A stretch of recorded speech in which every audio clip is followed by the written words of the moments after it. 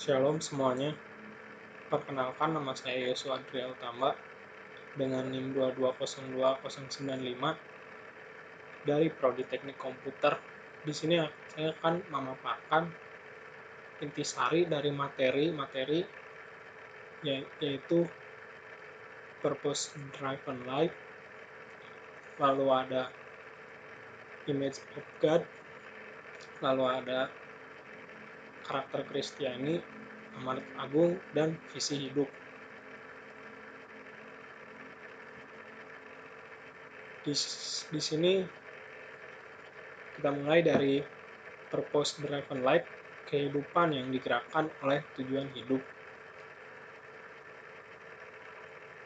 Dalam poin pertama ini mengandung apakah tujuan Allah menciptakan manusia, karena Tuhanlah yang berinisiatif menciptakan manusia, karena idenya kita ada seperti itu.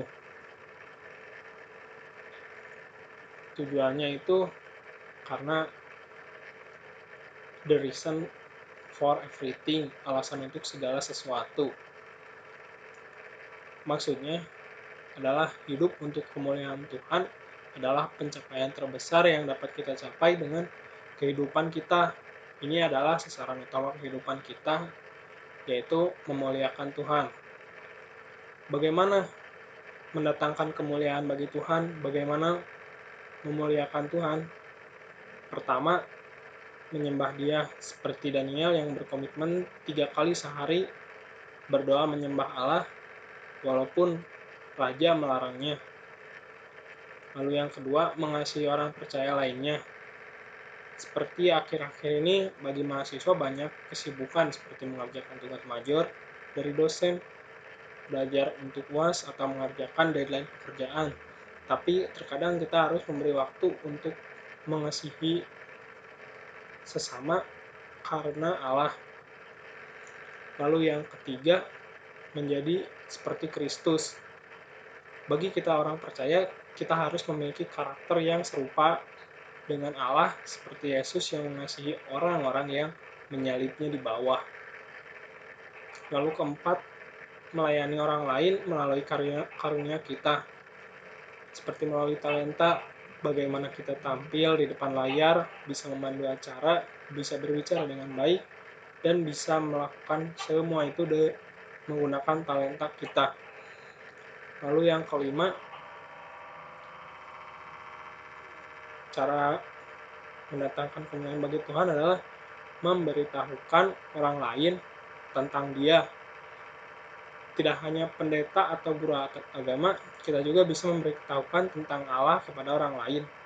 Jangan menghindar jika ada orang yang bertanya tentang Allah, seperti menghindari seperti kata saya tidak tahu atau pendeta saya yang tahu itu. Seperti itu. Lalu apa tujuan Allah menciptakan manusia yang lain itu? Karena Tuhan mengundang kita untuk hidup bagi kemuliaan Tuhan dengan memenuhi tujuan yang Ia buat untuk kita. Lalu kehidupan yang sebenarnya dimulai dengan memberikan diri kita sepenuhnya kepada Yesus Kristus, mempercayai Tuhan dan menerima Tuhan. Jadi manusia dirancang oleh Tuhan untuk kesenangan Tuhan. Poin selanjutnya, apa yang membuat Allah tersenyum? Terdapat 5 poin yang bisa membuat Tuhan tersenyum. Mungkin masih banyak, tapi 5 yang akan saya jelaskan. Yaitu pertama, jika kita lebih mengasihi Dia. Lalu kedua, jika kita percaya sepenuhnya kepadanya. Ketiga, kita taat kepadanya dengan sepenuh hati. Keempat, terus-menerus memuji Tuhan dan bersyukur kepadanya. Dan yang kelima, yang terakhir, jika kita memakai kemampuan kita untuk memuliakan Tuhan. Bagaimana penyembahan yang menyenangkan Tuhan? Yaitu pertama, tepat, autentik, segenap akal budi, dan praktis. Lalu selanjutnya bagaimana mengembangkan persahabatan dengan Tuhan? Yang pertama terutama adalah jujur kepada Tuhan. Kedua adalah taat kepada Tuhan dalam iman, yaitu melaksanakan hukum Taurat dan yang lainnya. Menghargai apa yang Tuhan hargai, menginginkan persahabatan dengan Tuhan lebih dari apapun. Lalu, apa yang kita harus lakukan ketika Tuhan terasa jauh? Pertama, katakanlah kepada Tuhan apa yang Anda rasakan. Lalu percaya bahwa Tuhan akan menepati janjinya karena sifat Tuhan tidak berubah. Ingat apa yang telah Tuhan lakukan untuk Anda. Lalu, Anda dibentuk untuk menjadi keluarga Allah. Alkitab adalah kisah tentang Tuhan membangun sebuah keluarga yang akan mengasihinya, menghormatinya, dan memerintah bersama Dia untuk selama-lamanya. Dalam kasih, Ialah telah menentukan kita dari semula oleh Kristus untuk menjadi anak-anaknya, sesuai dengan kerelaan dan kehendak-Nya. Lalu memanfaatkan manfaat jadi anggota keluarga Allah. Dalam Filipi 4 ayat 19, Perjanjian Baru memberikan tekanan bahwa warisan kita yang berharga, dikatakan bahwa Allahku akan memenuhi segala keperluanmu menurut kekayaan dan kemuliaannya dalam Kristus. Lalu apakah yang ada dalam warisan itu? Di dalam warisan itu kita akan bersama-sama dengan Tuhan selamanya. Kita akan diubahkan sama sekali untuk menjadi Kristus, akan dibebaskan dari segala rasa sakit, kematian, dan penderitaan. Kita akan diberi upah dan ditugaskan lagi di posisi pelayanan. Jadi setelah mati kita akan terdapat keseharian yang kita lakukan di dunia ada di surga, seperti memuji dan memuliakan nama Tuhan.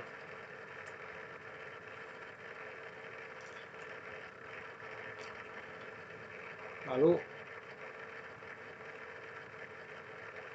Anda dibentuk untuk menjadi keluarga dalam Yohanes 15 ayat 5.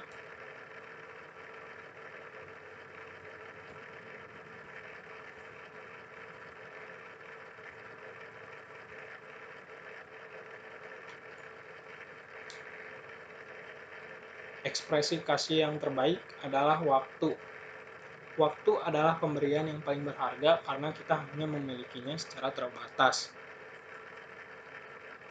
Menjadi anggota tubuh Kristus itu berarti mengikuti Kristus, termasuk menjadi anggota, bukan hanya percaya. Kita adalah anggota-anggota tubuhnya. Menurut Paulus, menjadi anggota gereja berarti menjadi organ vital suatu tubuh yang hidup, yang tidak tergantikan, saling terikat dengan tubuh Kristus lainnya. Gereja adalah suatu tubuh, bukan bangunan. Adalah suatu organisme, bukan suatu organisasi. Mengapa kita membutuhkan gereja? Karena keluarga gereja menunjukkan bahwa kita adalah seorang percaya sejati. Keluarga gereja menggerakkan kita keluarga dari isolasi pementingkan diri sendiri. Keluarga gereja membantu kita mengembangkan otot rohani. Lalu tubuh Kristus memerlukan kita, seperti kita melayani di gereja, mengambil bagian dalam misi Kristus di dunia, dan keluarga gereja akan membantu menjaga dalam kemunduran.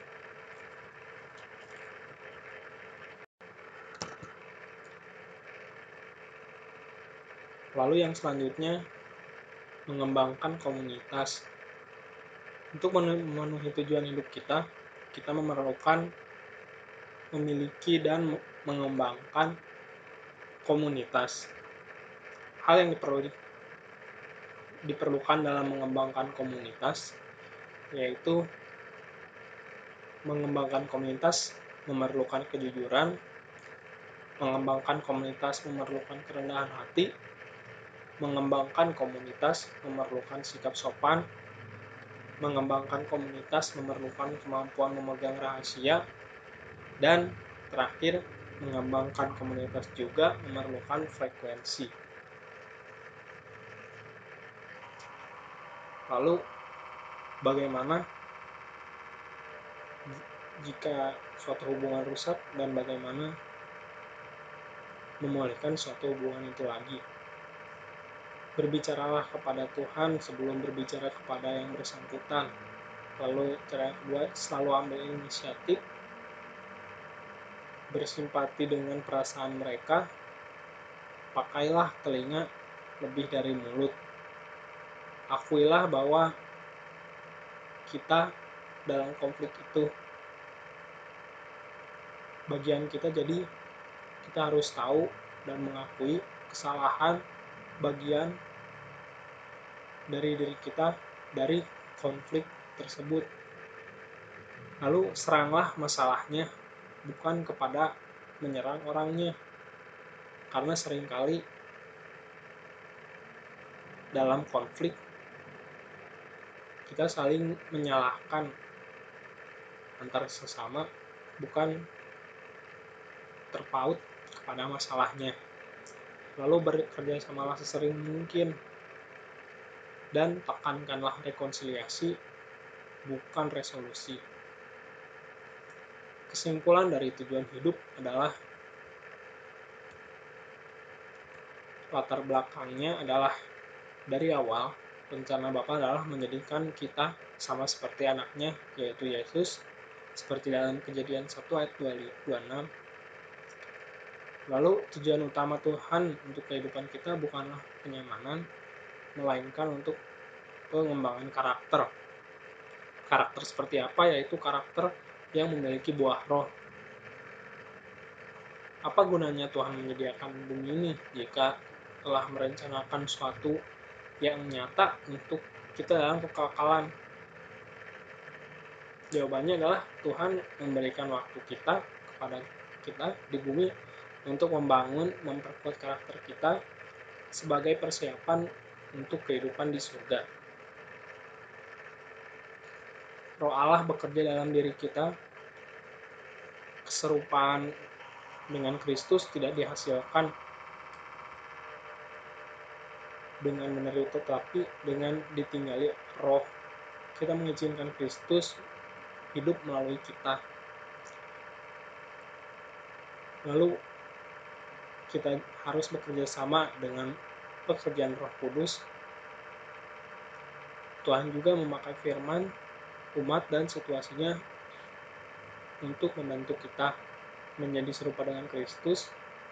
Adalah proses bertumbuh yang lama dan perlahan. Lalu topik kedua ada image of God, segambar atau serupa dengan Allah. Dalam topik ini kita membahas apa itu manusia. Manusia menurut orang yang paham evolusi, mereka mendefinisikan manusia berdasarkan ukuran otak, kemampuan menggunakan alat-alat, pertumbuhan gigi, dan kemampuan berjalan. Lalu jika kita lihat dari internet, manusia adalah Homo sapiens atau primata yang berasal dan tinggal di bumi dengan populasi terbesar, persebaran yang paling luas, dan dicirikan dengan kemampuannya untuk berjalan di atas dua kaki, serta memiliki otak yang kompleks yang mampu membuat peralatan, budaya, bahasa yang rumit. Kebanyakan manusia hidup dalam struktur sosial yang terdiri atas kelompok-kelompok tertentu yang pada gilirannya dapat bersaing atau membantu satu sama lain, mulai dari kelompok keluarga kecil dengan hubungan kekerabatan hingga kelompok politik yang besar seperti negara. Jika kita lihat dari teori Darwin, teori Darwin yang mengenai evolusi. Pada dasarnya, manusia pada dasarnya evolusi karena seleksi alam, dan selalu dimulai dari seekor kera yang berevolusi menjadi manusia. Tapi jika dilihat dari Alkitab berdasarkan Kejadian 1 ayat ayat 26 sampai ayat 28, berfirmanlah Allah, baiklah kita menjadi manusia menurut gambar dengan rupa kita, supaya mereka berkuasa atas ikan-ikan di laut dan burung-burung di udara dan atas ternak dan atas seluruh bumi dan atas segala binatang melata yang merayap di bumi. Maka Allah menciptakan manusia itu menurut gambarnya, menurut Allah diciptakannya dia laki-laki dan perempuan. Diciptakannya mereka, Allah memberkati mereka, lalu berfirman kepada mereka, beranak cuculah dan bertambah banyaklah, penuhilah bumi dan taklukkanlah itu. Berkuasalah atas ikan-ikan di laut dan burung-burung di udara dan atas segala binatang yang merayap di bumi. Lalu manusia itu diciptakan segambar dan serupa dengan Tuhan. Lalu buktinya adalah setelah Adam hidup 130 tahun, di dalam Kejadian 5 ayat 3, ia memperanakan seseorang laki-laki menurut rupa dan gambarnya, lalu memberikan nama kepadanya Set. Maksudnya, kita tidak mirip sepenuhnya, tapi ada genetik yang diturunkan kepada kita. Lalu, dalam Kejadian 1 ayat 27 sampai 28, kata diciptakan dan digambar diulangi sebanyak 3 kali.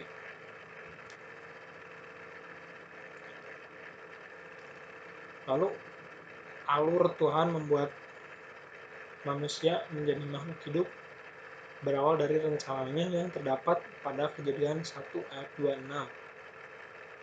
Berfirmanlah Allah, baiklah kita menjadikan manusia menurut gambar dan rupa kita. Di sana Tuhan mendeklarasikan bahwa Dia ingin membuat manusia menurut rupa Allah. Lalu pada Kejadian 2 ayat 7, ketika itulah Tuhan membentuk manusia dari debu tanah dan menghembuskan nafas hidup ke dalam hidungnya. Demikianlah manusia itu menjadi makhluk hidup. Di ayat 2, Kejadian 2 ayat 7 ini adalah proses pembuatannya, di mana dia membentuk manusia dari debu dan tanah. Lalu kata demikianlah manusia itu menjadi makhluk hidup menyatakan bahwa manusia telah selesai dibuat. Lalu terdapat struktur manusia yang terdiri dari badan. Badan ini materi seperti jantung, hati, usus, paru-paru, dan lain-lain.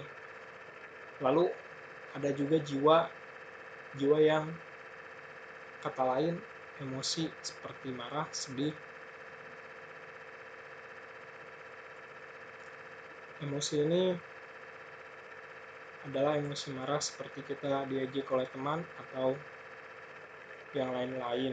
Lalu roh, kita memiliki roh.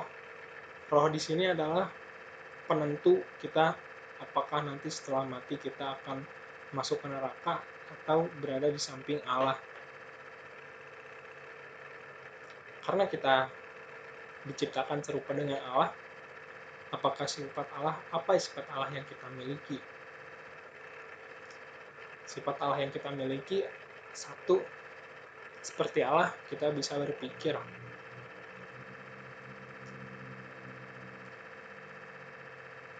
Lalu seperti Allah kita dapat berkomunikasi. Ketiga, seperti Allah kita dapat membuat. Lalu seperti Allah kita bisa bergerak dalam roh Dia, seperti kita hidup melalui napas yang dihembuskan kita, sampai mati. Seperti Allah kita bisa mengevaluasi dan mengadili. Lalu terakhir seperti Allah kita dapat mengasihi.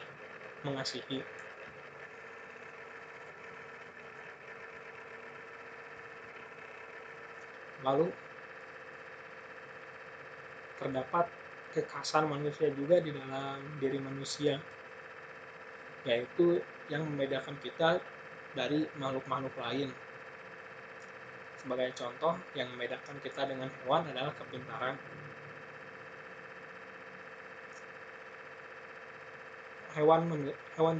Beberapa hewan memiliki kepintaran seperti monyet atau kera, tetapi manusia memiliki kepintaran yang lebih jauh di atas hewan-hewan.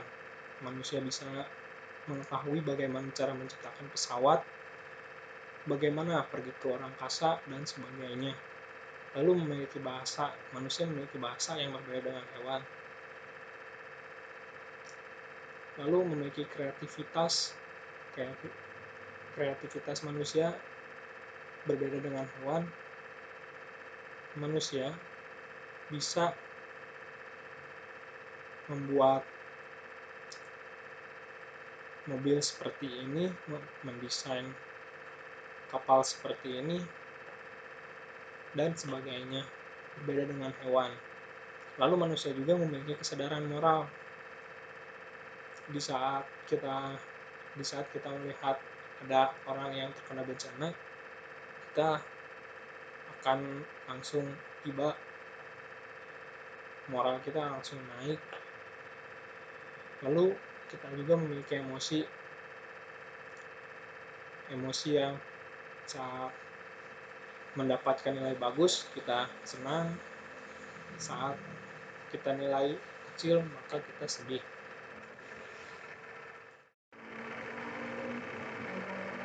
Demikian pemaparan materi intisari dari saya. Semoga Tuhan Yesus selalu memberkati kita semua. Amin.